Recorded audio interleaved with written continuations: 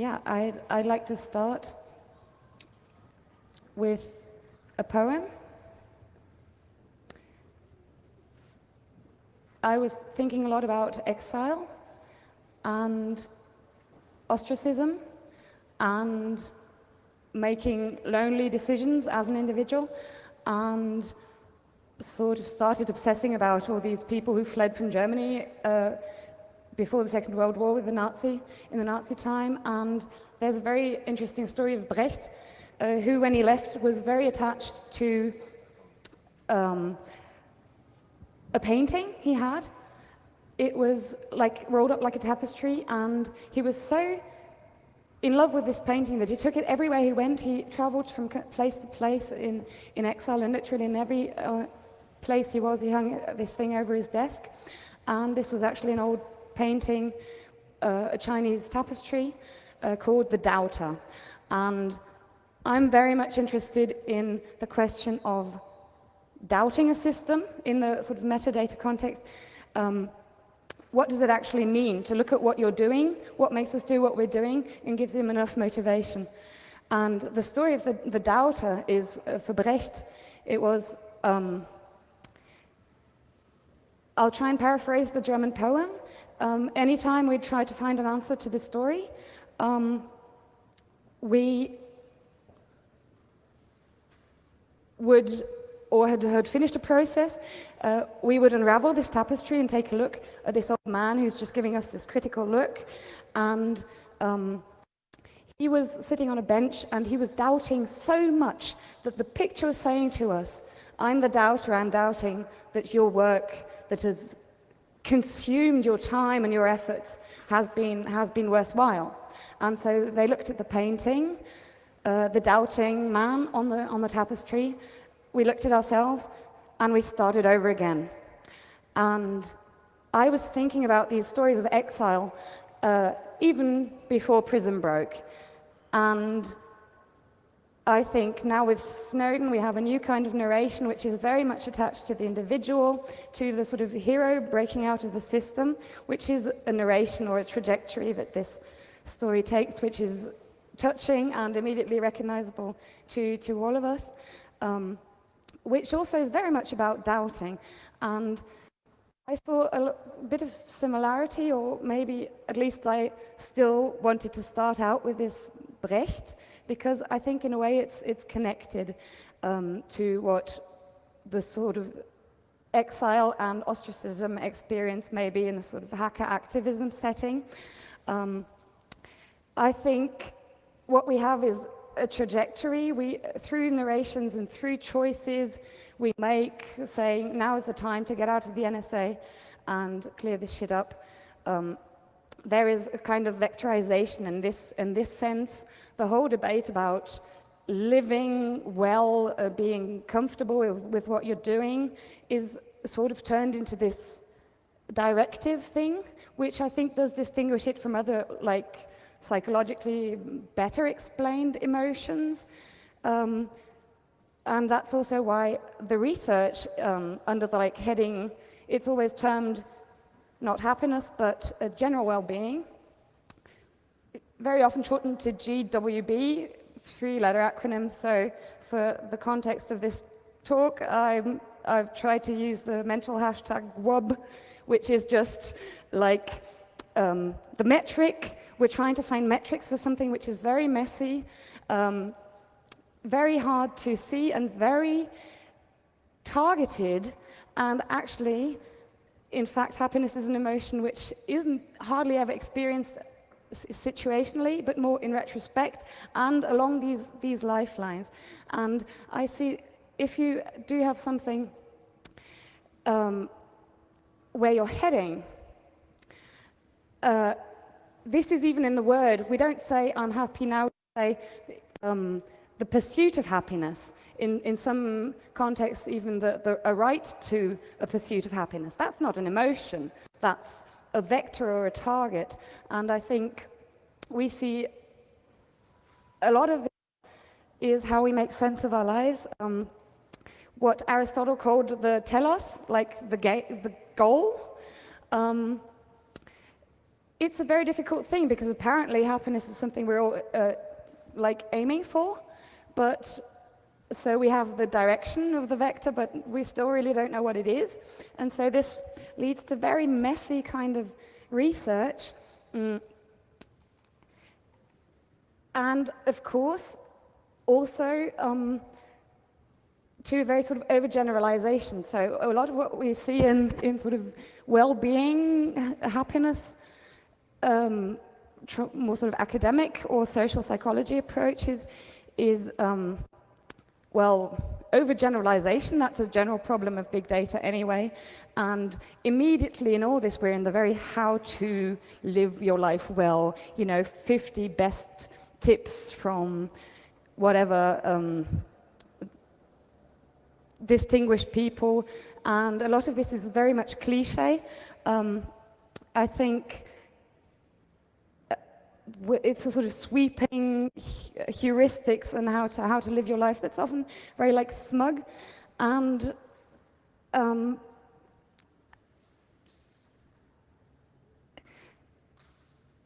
this actually makes it quite difficult to approach from sort of philosophical point of view, because in fact what was anciently the target, which was the pursuit of happiness, which was founded very much in the social sphere, and for instance in the Greek tradition, is like now just a private business we don't really know what to do with. So this is limited to well-meaning recommendations, you know the sort of thing, how to live well. And so we have the strange situation that on the one hand academia is saying, what's this mushy, messy, squishy thing? And they don't really want to focus on it. For instance, I mean, the French in particular, they don't like the idea at all. Lyotard, for instance, went to great lengths to show why this is a stupid idea, by in fact, he wanted to show this isn't really something we should be concerning our minds with, and so to say, never mind happiness or eudaimonia, the end goal of the pursuit of happiness. He goes on to like discard Aristotle's idea of teleological development, like moving towards a target, because it feels so sort of intelligent design-like.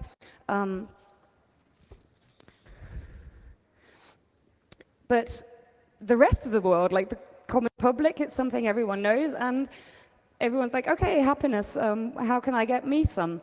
And so there's this great discrepancy in the sort of research motivation, and I think that's just the kind of development that this is sort of becoming more than an emotion that's not researched as other emotions are. And there's quite a lot of current research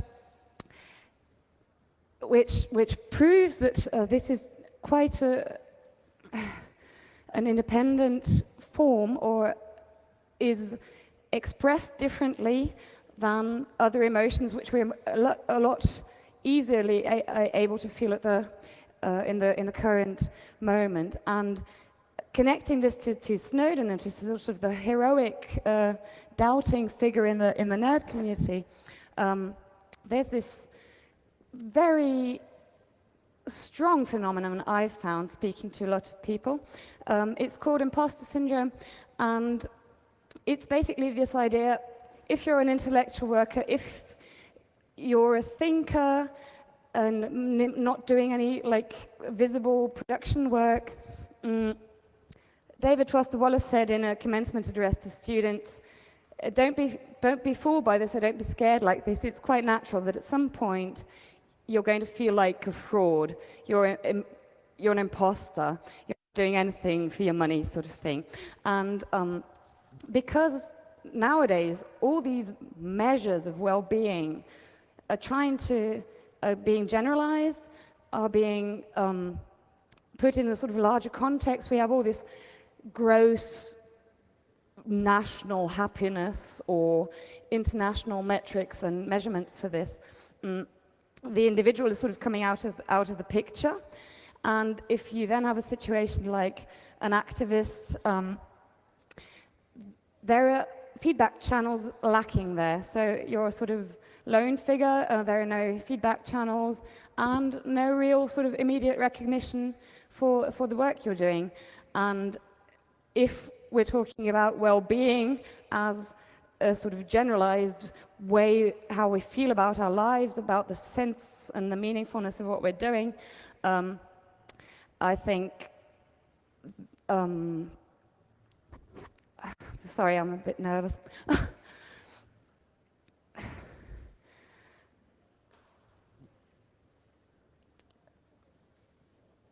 It's a matter of taking a step back. So it's very hard to get out of this system, in particular, if you're an individual, and to say at what point is the moment I don't want to stay any longer in this job, the costs outweigh the benefits, that just there's a tipping point reached, I have to go out of this. And if you heard the opening speech by the former CIA guy, he was saying things like this also. Amazingly, you only have to have the choice of remaining in the system or going into exile. And because work is actually such a meaningful part of what we're doing, it's actually also a big factor in all these measurements of social cohesion, well-being, general happiness indices, and so on. And that, in fact, employment itself is quite a lively feature in all kinds of GWUB indexes. That just means that well, there's an imbalance. What we're seeing is that happiness, in fact, is like, for instance,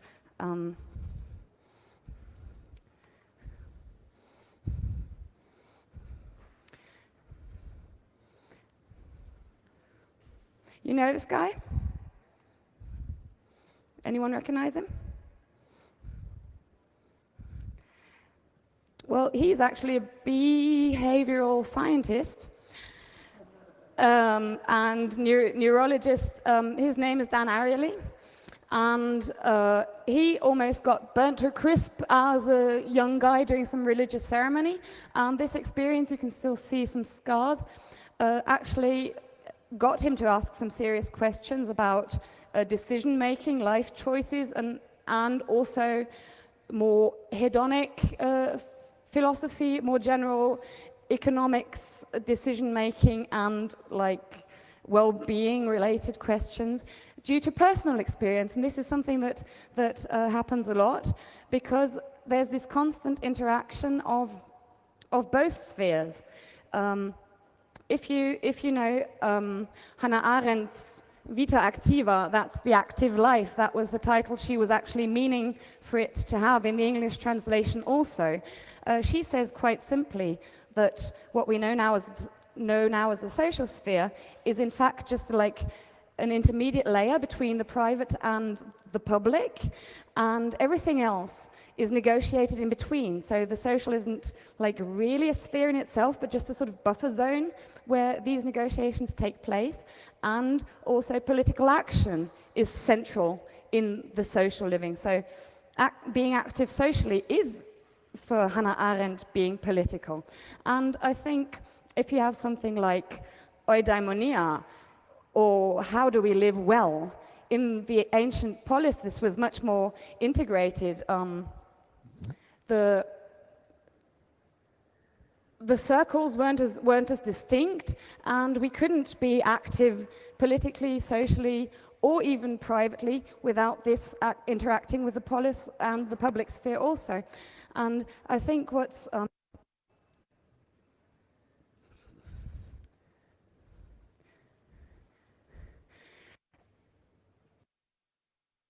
Mike?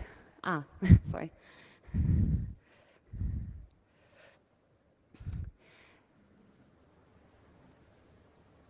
if we see what someone like Dan Ariely is doing, he's saying, why don't we try and integrate some of these areas we're looking at? Because that's precisely the problem. These interactions are so messy, and there's always a lot of tension between the individual happiness and the gross national success of policies or of social schemes. Everything is sort of negotiated in this social area, and that's what I was trying to locate in the sort of big data approach, because what we see now, we have something like OkCupid or FetLife. I don't know if you know that, but in a way that's very comparable to the emotional metrics we have and systems. So because, like for instance, happiness or GWB is such a messy thing, we're trying very hard to find individual data points. It's navigated by a lot of factors, and in particular by limiting factors. So you have a general well-being index for cancer patients. Now you have 50. I'll show you a paper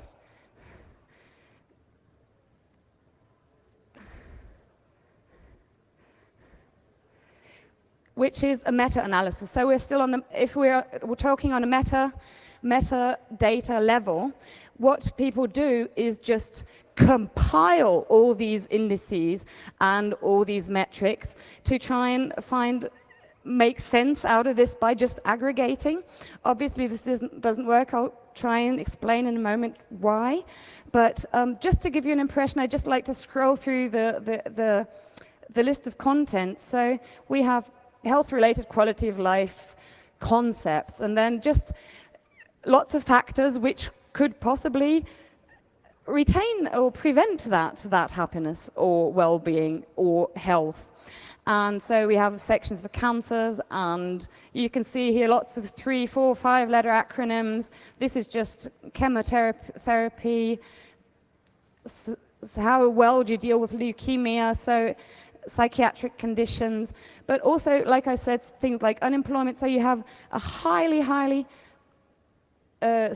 specialized way of positioning yourself and trying, by finding tiny data points in this extraordinarily complex matrix. That's why I was trying to compare it to these OkCupid instance that if with Hannah Arendt we're sort of, the social web is just a transitional thing, we're constantly negotiating our identities in this with our profile pictures. And I'm interested to see what, like, you know, these My Little Pony guys, or people who do these 4-character Myers-Briggs personality tests.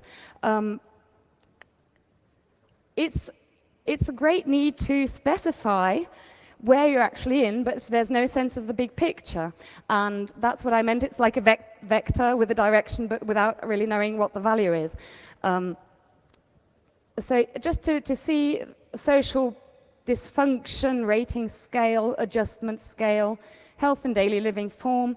There are lots of interesting approaches to this, but strangely enough, they're all sort of defined negatively. And I think of this happiness research in particular, that you get a sort of aggregated, personal, messy blob of stuff that you're trying to make something out of. And in a way, that's obviously treating an emotion as a resource that you can allocate, that you can distribute or trade.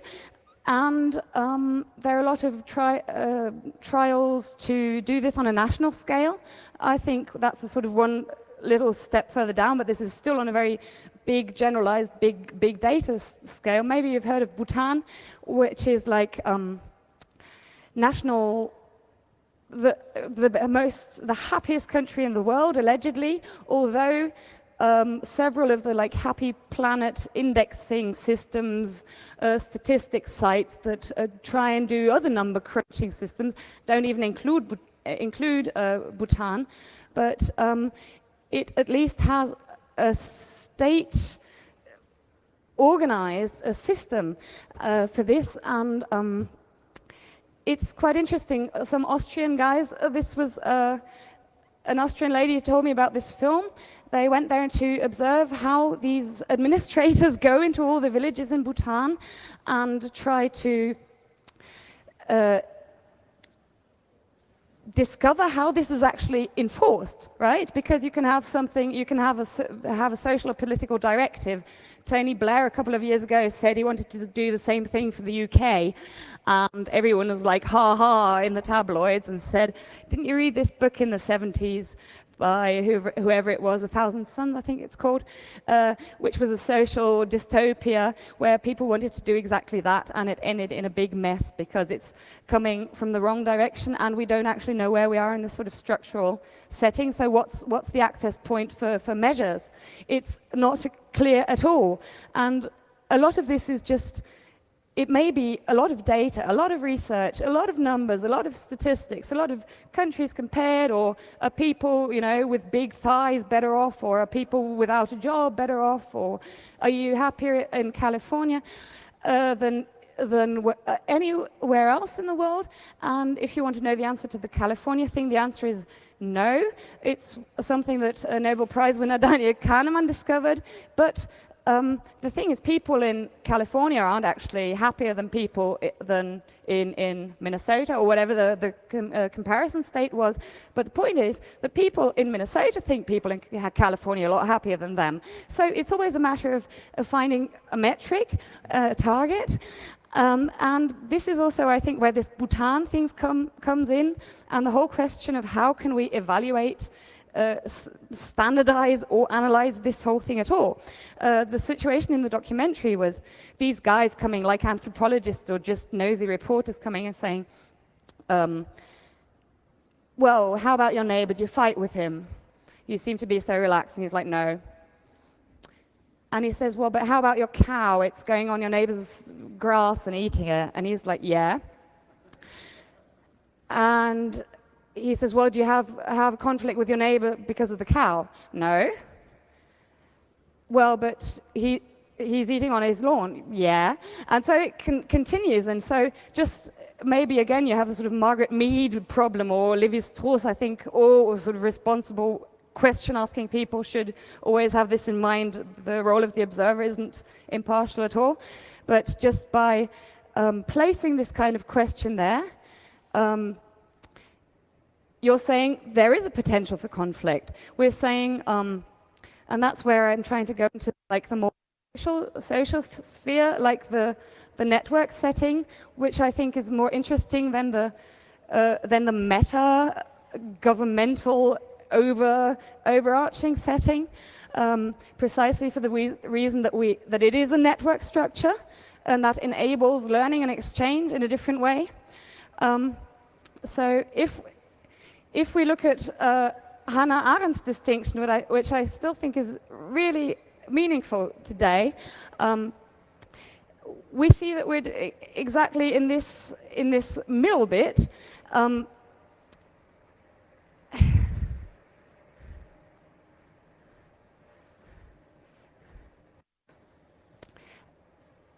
What this guy Dan Ariely, for instance, did relates immediately to my initial thought on Snowden. It's how meaningful is it what we do, and that's a great source of contentment and well-being and personal stability, because it just means exactly that. What I meant with the lifeline, the trajectory, is that we're constantly checking and rechecking and looking back. And Dan Ariely did quite interesting tests with people. He let them build little like Lego robots, and basically did two setups. The one in which like the little robo toy was destroyed immediately after, and they could again, you know, do you want to carry on building for a bit more money or a bit less? Or they tried different things out, but basically they had two setups. One was a like meaningful production, and the other one was somehow futile, pointless, and coming back to you. And this really harks back to Hannah Arendt's distinction, I think, who was the first to say work and labor and political activism isn't the same thing at all. And so the social is the sphere where we can enact these things, where sort of learning can be achieved just by meshing. And yeah, so that's why I'm trying to say that the social is more like a communication protocol between these spheres. And I think it is a political category, because like what we see with Snowden, when does the point come where this is just too pointless? Like, how many robo-toys do I have to build until I say stop?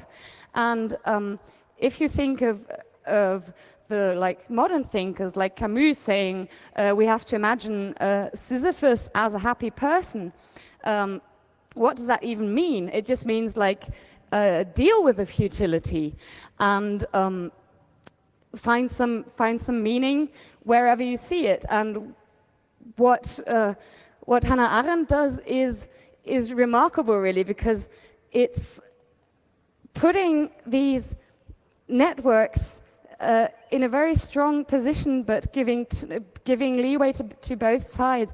And if you're doing something like working for the NSA, building stupid toys, and you just think this doesn't work anymore, what's heroic? It was Hannah Arendt who pointed out that Sisyphus was just pushing this up the wrong hill. But she also went on to compare this with other heroic tasks, which she said are actually quite menial. So she didn't pick Sisyphus as an example, but Hercules, one of his tasks was to clear out the stables of this guy, but the thing is the shit just kept piling on. So, but no comparison with the NSA there, but it's just if you're in the system and you're trying to clear this whole thing out, the futility is in the system, and basically you have no choice but to leave that. And I think the only intermediate point is exactly the social, or the connectivity between, that we have more than what Mr. McGovern said yesterday, like take it or leave it, that there has to be some connection between the metadata and the individual, like a sort of feedback loop coming from that, so that there's a way to produce meaningfulness within the system, and that's the difficulty. So I think what we see here is Kahneman, I don't know, Daniel Kahneman is a really interesting guy. It's extremely helpful to use his distinction, I find, between what he calls the experiencing self and the remembered self. And this goes back to the sort of vectors, to the trajectory, and to the time factor. Because what we do the whole time, a lot of the happiness research is actually done in retrospect. Actually, one of the more meaningful studies of Kahneman was in fact called the day recreation method, DRM, again, 3-letter acronym. That one's used also, but it has this other meaning. And people were asked to evaluate how well they did at certain tasks, but in retrospect, a day after. And so he says we should really distinguish between the experiencing self in terms of emotion. Like, if you were to ask, are you happy now? It's very hard to answer. You always say in sort of memory and a sort of distinction, and this is your remembering self acting here. So, and not your experiencing self. And I think this is also where the trajectories come in. We're constantly making these narrations as we go along. And what was interesting about the Kahneman research is that he asked women only, all of them employed, about 900 in the original study. This was end of 90s, I think, or mid-90s. How happy are they with different aspects of their lives, and in particular by checking tasks. So they said, like, when you're doing the housework yesterday, how well did you feel? When you were commuting, when you were working. And so what they did is they generated out of all of these questionnaires, they generated a kind of perfect day schedule. So, and this again was turned into a meta-analysis quite recently, last year, by some German researchers, and was very widely publicized, and also misrepresented very much as, here's what to do if you want to have a perfect day. And it started out with like, have 90 minutes of sex, which is pretty good, but obviously this is idealized and not normalized. So if all these ladies were just to organize their day by enjoyment or remembered enjoyment, we would have quite different sort of setup of everyday life. So personal, quite really intimate relations and social relations were pretty top on the list. Work only featured like about 40 to 90 minutes, computer work plus. And so this obviously doesn't mean we should, lie in bed all day and have sex instead of working. But as work is such a large part of our lives already, we have like the metric to make something out of this. And I think to make more noticeable or meaningful settings, there's a lot being done in the social area. I've been working with a lot of people in sort of hacker and activist circles in the past year or so, and from the initial, like you said in the introduction, problem consciousness, it's turned into quite a snowballing how-to. What can we share? What metrics can we find? What shared experiences can we find? There have been quite a lot of ideas sort of bubbling and pooling and getting together, and I'd really like to point out what Mitch Altman has been doing in the past year in the sort of hacker space. He's got all these people together. He started with the Geeks and Depression, Geeks and Mental Health panel on the Congress before last, and has really opened the community, I feel, for a more sort of open debate. If you start something like that, it's very much, Mitch just told me, it's very much attached to his person. They've been doing literal meetups, like a little support group or just a structure, experience structure. But still, it's the sort of context and the setting is needed. So the social net, I think, has to be more of a safety net also by virtue of its structure. And I think that can be established on a lot of channels, but a lot of people are doing this. And if, for nerds, it's quite, well, I think a lot of them can relate to exactly this way of analyzing yourself and maybe sharing experiences.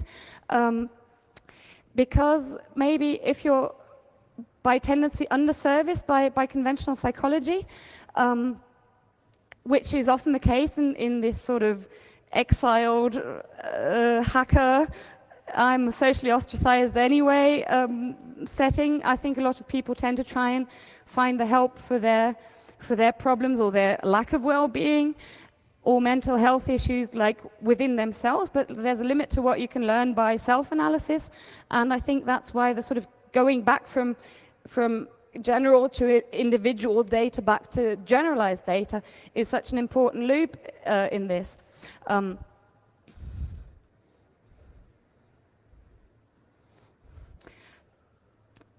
So what, for instance, people like Meredith Patterson are doing, they're actually trying to find concrete measures to share experiences, but also maybe heuristics and how-to manuals that aren't quite as patronizing. Because recently someone tweeted something like, all these geeks with depression, they would be a lot less depressed if you guys didn't keep posting smart-ass remarks about depression. And that's, I think, the problem we have with the sort of generalized kitchen psychology, but also the big data. We have something like the new statistical manual of diagnostics, the DSM number 5 it is now. There was a lot of debate. Are we, finding more and more little kinks, sub-kinks, and kinks of kinks, etc., just doing too much little disorders and pathologizing people, which shouldn't actually belong in that domain. But I think this is, well,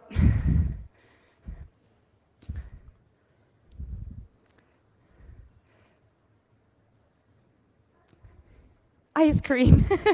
Yeah. Sorry, but I'm maybe, well, actually, exactly. That was, the ice cream was my individual scale, because that's like the savior of hedonism on a sort of individual psychological scale that, I don't know, do you know the Ben & Jerry's advert? It says, like, our secret recipe is just too much of everything. And hedonism is a bit like that. So you have the choc with the chocolate ice cream and the chocolate sprinkles. And but it's not, in fact, there is a limit. Like, if you just eat ice cream all day. So a lot of you people who probably know more about cybernetics than I do, it's obvious that, like, the whole is more than the sum of its parts. So the ingredients don't actually tell you anything, but that's like the answer of hedonism. I think you can learn a lot from that also. But my point was more remaining in the social sphere, or feeding back individual hedonistic or anti-hedonistic, lack of thereof, experience, like, back into the social system. And I think there's a lot of ways forward there. For instance, Meredith and another guy from the UK, for instance, were trying out this idea of can we compile just available information into a kind of geek mental health and well-being, world coping how-to, sort of Reddit style. Like, there's drug forums where people just share their experiences, but there's also like an editing aspect that you can evaluate the helpfulness of experiences. So from a sort of, in a lot of, for instance, the LGBTQ community, I think, has that sort of thing, but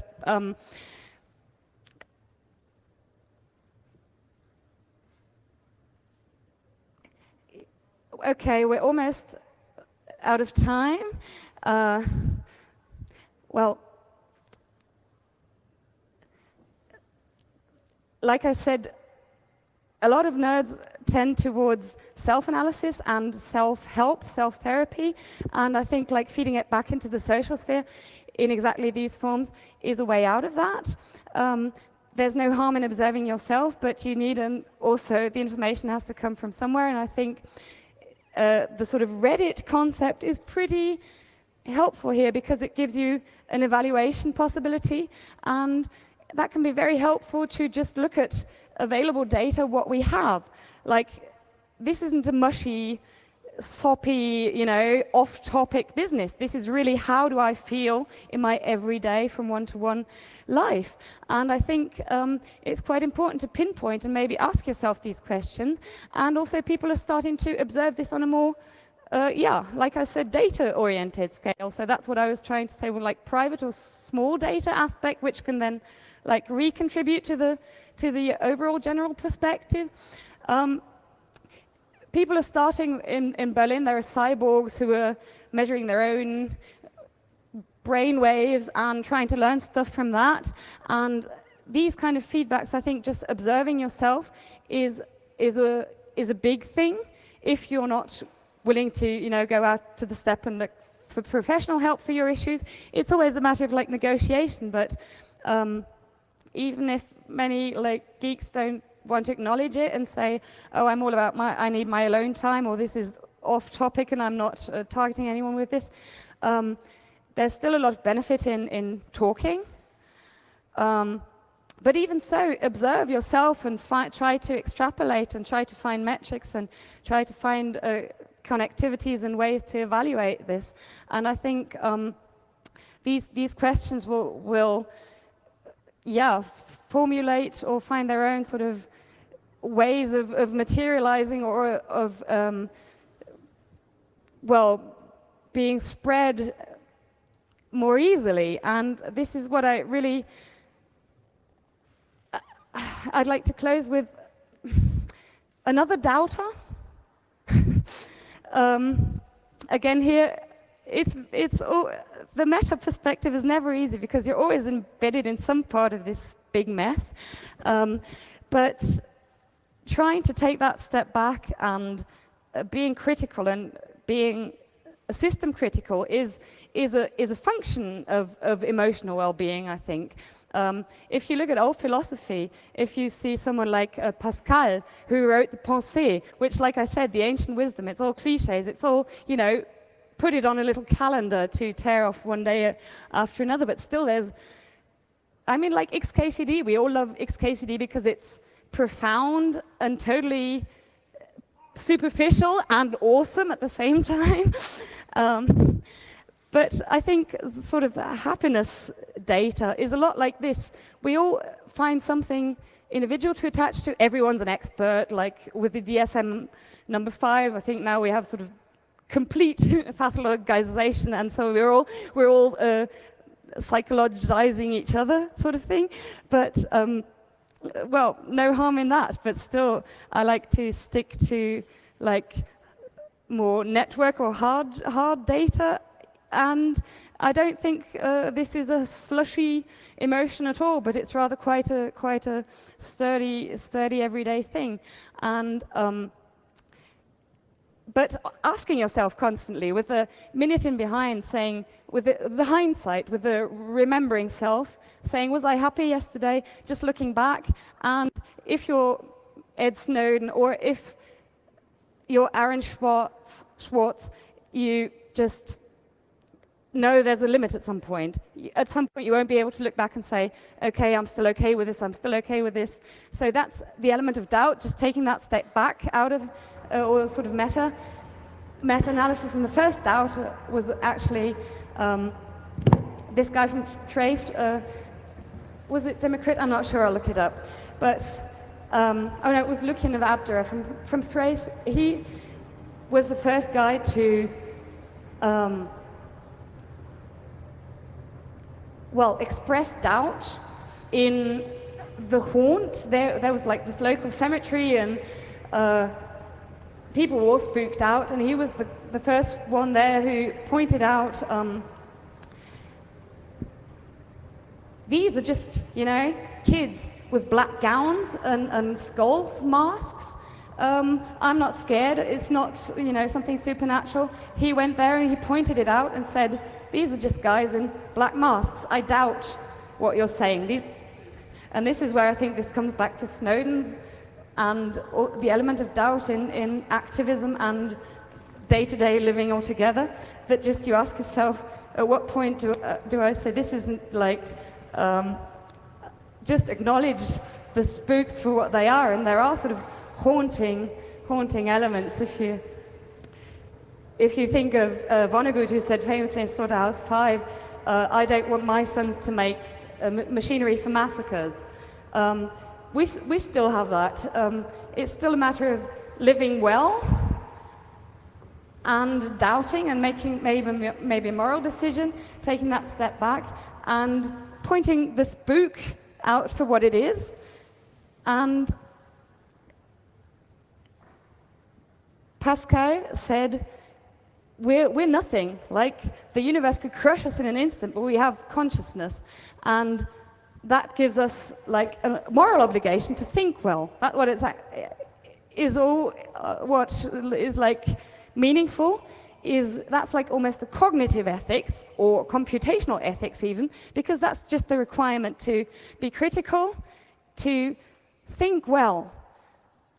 And if you're Snowden saying, I don't want to make massacre machinery, and Vonnegut closes and says, don't let your sons and daughters make massacre machinery, and I would like just to carry on this element of doubt on and to take a step backward and make sure I hope you all live well, think well, and our sons and daughters and AR drones never make them make massacre machinery like that. Thank you.